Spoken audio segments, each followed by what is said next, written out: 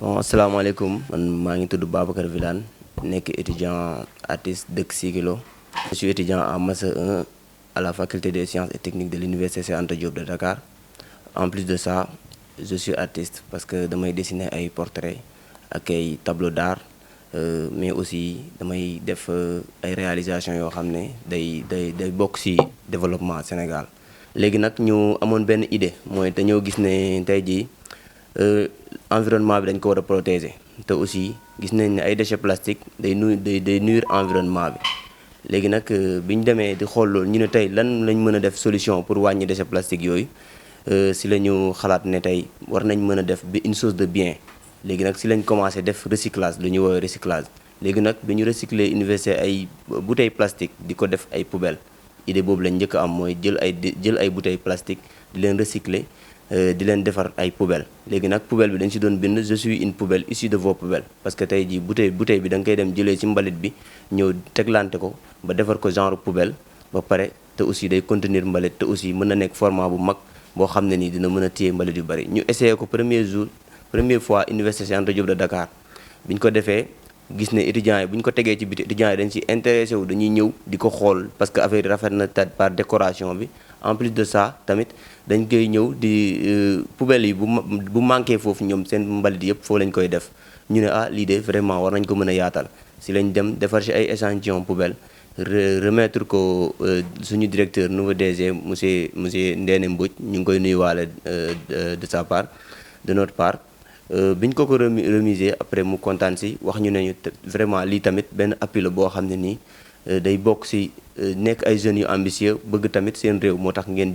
génne idée boobu. léegi nag si la ñu appuyé nañu dinañu jàppale incha allah retour bi ba nga xam ne nii dinañ mën a defar benn nombre exposé ko si université boobu. ñu dëkk nag Sikilo nekk dans la commune de Kéy dans la région de Kaffrine ñu xalaat ne tey jii lenn loo xam ne ñu ngi koy def pour yeneen dëkk muy Dakar n'empêche que Sénégal la. war nañ ci njëkkee tamit suñu fi ñu dëkk mooy fi nga xam ne nii là où tout a commencé si la ñu dem nag ñëw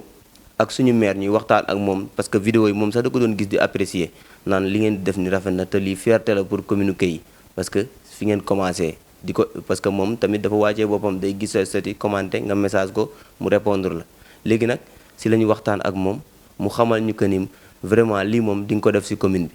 parce que dafa rafet. te aussi gis nañ ne poubelle yi c'est durable mën na nekk ci case de santé yi mën na nekk ci école yi mën na nekk ci mairie yi te tamit mën na jouer rôle décoration. après nag ci lañ ko envoyé waat vidéo échantillon bi nga xam ne nii moom la ñu yóbbul DG Code monsieur Ndéné Mbodj mu xamal ñu que ne lii moom dinañ ci fexe xool naka la ñuy def ba signer benn convention. tey nag mu recevoir ñu fii ci communiqué yi xamal ñu ne ñu tey jii bëgg nañu def benn quelques exemplaires de poubelles yoo xam ne ni tey au moins benn nombre lay doon boo xam ne dinañ ko mën a remettre par commencement ñu defal ko remise xam ne nii day wan ne tey jii lii nii ça a commencé. léegi nag ñu ñëw fii mu yaatal ñu accueillir ñu ñuy kontaan ci loolu tamit di ko gërëm par ouverture am ak yeneen ñu ñëw tamit mu signé ak ñun benn convention boo xam ne nii tey dinañu permettre ñu defar benn échantillon boo xam ne dañ ko koy remise tamit waa Sénégal yëpp xam ne tey jii ñun ay jeunes étudiants lañ yu ambitieux yoo xam ne tamit bëgg nañ vraiment pour mën a bokk ci suñu développement réew. parce que tey jii gis naa ne jeune warul toog rek di seetaan ñu koy defar ne étudiant la 40 000 bu ñu may fay rek laa yem mais tey jii dafa war a tey xool en tant que étudiant naka la mën a def pour yóbbu réewam ci kanam moo tax daal vraiment ñu ne loolu mooy suñu ambition. pour que ñu kii ko en tout cas APM dinañu gën a jàppale te aussi gis nañ ne vraiment mu ñu ci jàppale quoi. effectivement question boobu vraiment xaaroon naa ko trop te aussi maa ngi la ciy gërëm bon vraiment université man bi ma fa nekkee sama première année fekk na monsieur le maire ñëwagutoon sama deuxième année il paraît la ñëw mais maa ngi koy fàttaliku bu mu ñëwee premier kii am ay premier PM ci mairie bi. suñu première élection amicale da koo ñëw fekkee si loo xam ne vraiment gisuñu ko maire defewoon ko quoi mooy ñëw fekkee élection amicale defar ñu tamit ay don de ndogu yoo xam ne ni tey weeru koor étudiants yu bari seen localité seen autorité dañuy ñëw di leen defal ay don de ndogu ñuy wane seen boobu naan fii lañ dëkk daal ay flyers affaire yooyu moom mu ñëw defal ñu ko am pour la première fois tamit foofu ak yeneen yoo xam ne ni day am maanaam suñu élection yi passé nii rek da si jàpp ak aussi yeneen ak yeneen yoo xam ne ni tey ji étudiants yi bu ñu ñibbisi dañ koy soxla mooy ay bus caravane monsieur le maire dañuy yónnee ay caravane di ñu ko defal gratuitement ou bien étudiant bi su waroon fay 2500 mu fay 1000 francs te loolu tamit day nekk loo xam ne nii étudiants yi négligé wuñ te étudiant kay yi may wax yëpp xam nañ fi may waxee mooy monsieur le maire xoolul xaaj ak seen parce que ba muy voté yaakaar naa ba élection yi étudiants yi ak yeneen demee mën na am sax que ni xoolul ne kii nii moo far fii ou bien moo far fee mais ñëpp lay defal yàlla tax ñuy wax peut-être que ñun sax élection yi soutenir luñ ko woon mais day def te yàlla tax loolu moom gis naa ko vraiment te aussi seede ko day nekk loo xam ne nii du si yàq dara loolu moo tax vraiment. don de soi la boo xam ne am na ko don la boo xam ne yàlla moo ko may c'est une prédisposition qu'il a ñu gis ko nag mu nekk une fierté pour le Sénégal à travers les réseaux sociaux ñu ne moom fii la dëkk Sikilo la dëkk donc ci communauté yi pourquoi pas li ko jàmbur yi di jàppale ñun tamit ñu bokk ci jàppale ko maaye def promotion donc loolu moo tax tey mu defoon demande de convention boo xam ne dafay dox entre moom ak la commune de Kayes pour que li muy def ñun ñu njëkku ci ñu fës ci wane liggéeyam jàppale ko ci donc ñu signé convention bi tey pour l'instant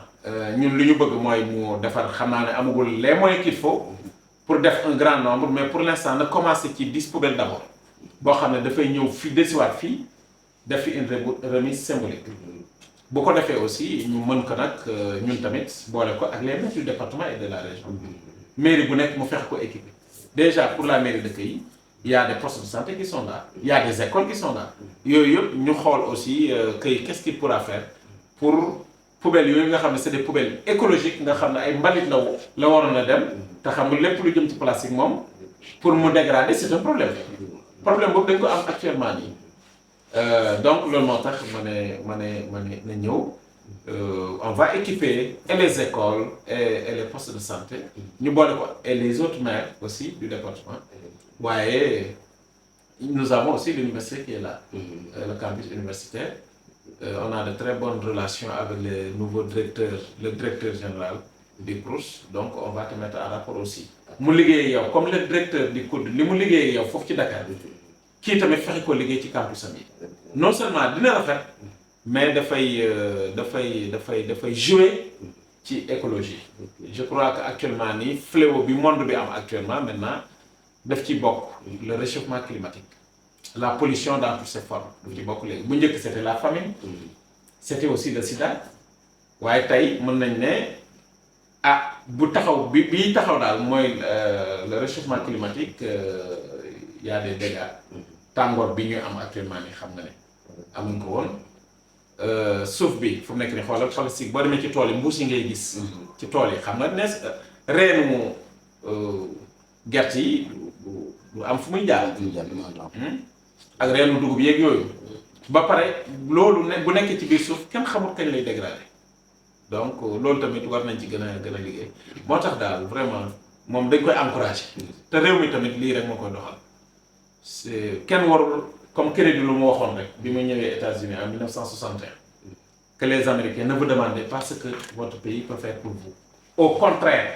demandez à ce que qu'est-ce que vous pouvez faire pour votre pays lan nga mën a defal sa dëkk il faut que lañ toll daal donc ñu ngi lay encourager nag di encourager tous les étudiants aussi xam nañ ne université yombul mais ñun ñu ngi seen wet incha allah yéen vous êtes la crème l'élite future même de notre commune kon dañ leen war a gën a bàyyi xel témoignage yi nga def aussi rafetlu nañ ko kontaan nañ bu baax daal jërë ngeen jëf merci